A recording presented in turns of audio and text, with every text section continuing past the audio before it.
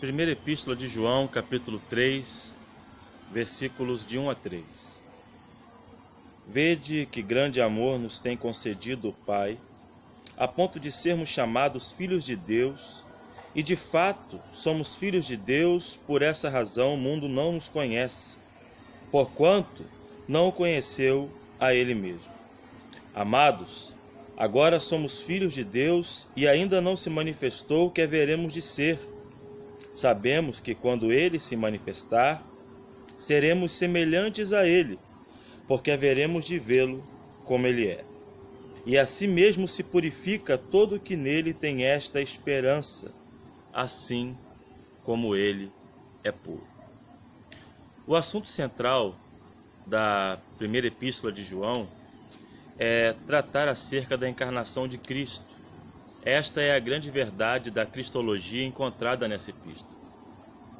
João faz uma defesa da fé, uma apologética, para mostrar aos algozes gnósticos que negavam a encarnação de Cristo que de fato o Filho de Deus havia se encarnado.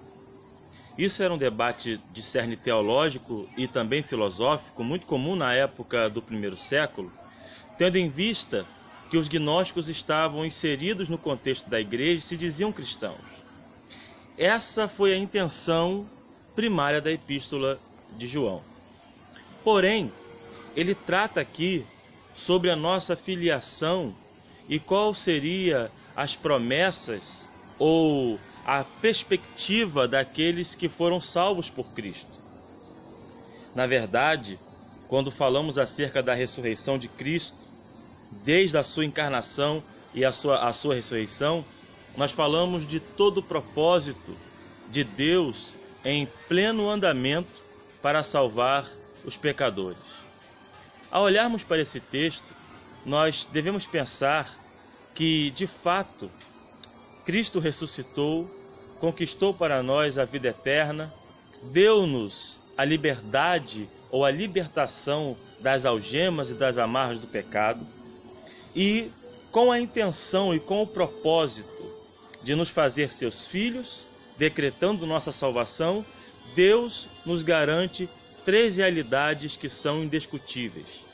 3 promessas para aqueles que acreditam e que são de fato filhos de Deus. Ao observarmos esse texto, nós olhamos para o versículo 1 que nós lemos, que o texto afirma a nossa filiação ao Pai.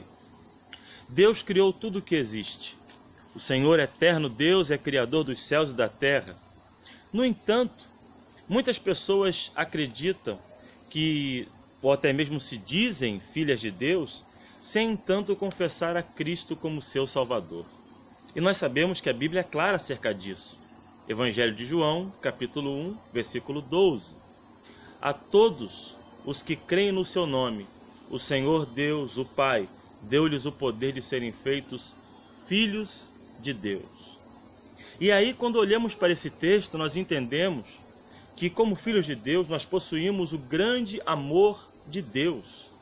Esse amor incomparável, esse amor que João, quando vai tratar acerca do grande amor de Deus, vai dizer um amor que só pode ser expressa com a frase de tal maneira.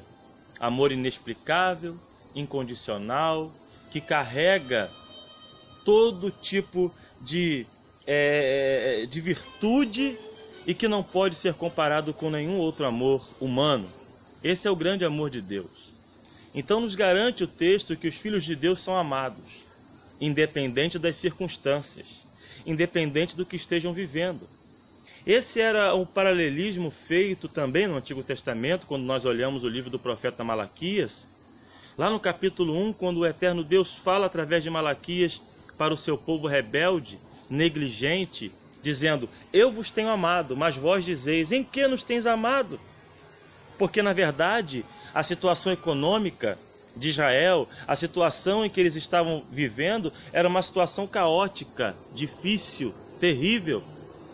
Mas aí Deus vai dizer: não era Esaú irmão de Jacó? No entanto, amei a Jacó e aborreci ou odiei a Esaú. Esse paralelismo mostra claramente que a causa do amor de Deus não são as circunstâncias, mas é o fato dele ter nos escolhido. Então o texto vai dizer: vede que grande amor nos tem concedido o Pai. Como filhos de Deus, nós temos o amor de Deus. Como pais, amamos os nossos filhos. Amamos aqueles que nós geramos. No entanto, nem mesmo esse amor pode ser comparado com o grande amor de Deus. Até porque o profeta Isaías faz uma analogia, claro que pelo Espírito de Deus, claro que por uma profecia, dizendo que poderia acaso a mãe se esquecer do filho que ainda mama, de modo que não se compadece do fruto do seu ventre? E ele diz: mas ainda que esta venha a se esquecer, eu não me esquecerei de ti. Portanto, o amor de Deus incomparável, sublime, é provado pelo fato de sermos filhos de Deus, de ter alcançado essa eleição, de pela graça irresistível de Deus termos sido atraídos à sua presença. E aí a segunda verdade que o texto nos ensina é que ser filho de Deus é crer numa verdade escatológica. Ser filho de Deus é caminhar sobre a terra pensando no céu, imaginando a eternidade. Vivemos em tempos tão difíceis. Esse feriado de Páscoa para muita gente está diferente. Não tivemos culto da ressurreição, não tivemos celebrações pascuais, nem entre os protestantes e nem entre os católicos, por causa da pandemia. No entanto, o texto vai dizer que por sermos filhos de Deus, nós não caminhamos sobre as realidades dessa terra. Essa transitoriedade de doenças, desempregos, problemas e complexidades são inerentes à vida humana. Mas o texto vai dizer: amado, agora somos filhos de Deus. Agora somos filhos de Deus nesse momento, nesse tempo presente. Porque outrora não éramos. Todos nós temos um passado. E ainda não se manifestou o que haveremos de ser. Isso quer dizer que um dia nós sairemos dessa realidade. Que nós não viveremos mais de acordo com este mundo. Com essa nossa realidade humana, transitória, limitada. Quando Paulo vai falar acerca da ressurreição, em 1 Coríntios capítulo 15, nos últimos versículos, onde ele vai começar a sua doxologia, a sua adoração a Deus pela ressurreição, ele vai dizer que, de fato, em um momento é abrir e fechar de olhos ante a última trombeta, pois a trombeta soará, e nós ressuscitaremos incorruptíveis. Porque é necessário que aquilo que é corruptível, a carne, se revista da incorruptibilidade, aquilo que é mortal se revista da imortalidade. E quando isto que é corruptível, nós, agora, seres humanos, se revestir da incorruptibilidade, e isto que é mortal se revestir da imortalidade, cumprir-se a palavra que está escrita: tragada foi a morte na vitória. Então, ser filho de Deus é crer também que Cristo voltará, que os mortos ressuscitarão, que haverá um juízo final e que um dia nós estaremos para sempre com Ele. Porque eu acredito piamente que, se essa não for a maior esperança do nosso coração, não existe uma causa nobre pela qual se deva viver. Olha a transitoriedade da vida. Ricos e pobres, negros e brancos, intelectuais e analfabetos, todos com medo desta pandemia. Essa pandemia está nivelando o ser humano. Está sendo uma disciplina de Deus sobre esse mundo pecador e está sendo uma sala de aula para a igreja. E aí você olha para o versículo 3, que nos ensina que, crendo nessa esperança futura, como filhos de Deus, devemos buscar a piedade.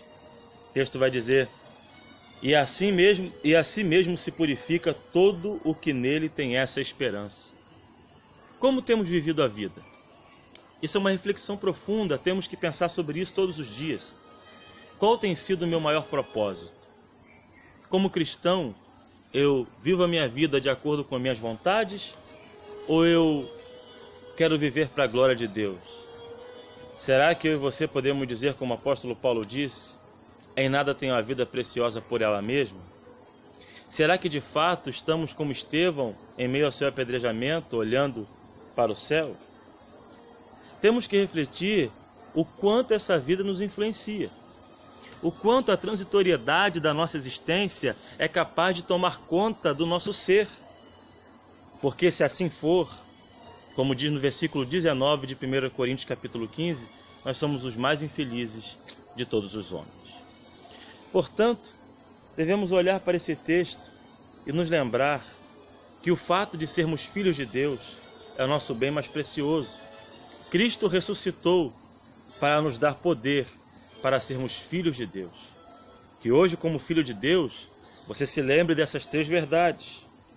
A verdade do amor incomparável de Deus, a verdade escatológica da vinda de Cristo, da nossa ressurreição, com o fim da transitoriedade dessa existência. E a verdade que devemos continuar ansiando e vivendo em piedade, esperando como se Cristo voltasse hoje, pois essa é de fato o nosso maior desafio. Esse é de fato o nosso maior desafio e também a nossa maior expectativa.